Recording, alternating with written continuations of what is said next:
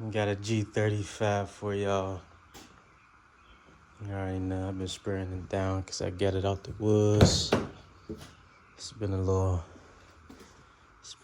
while for me to even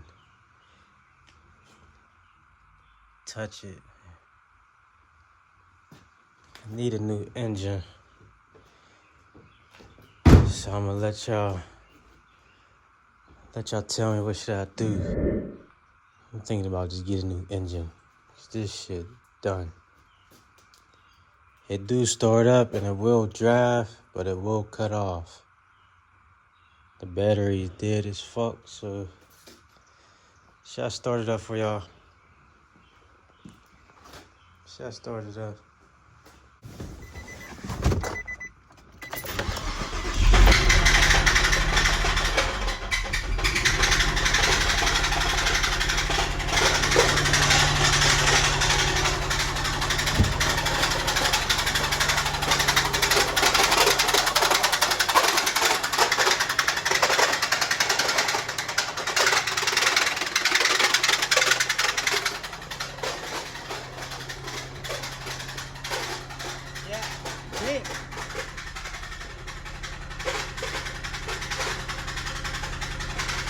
Yeah, damn.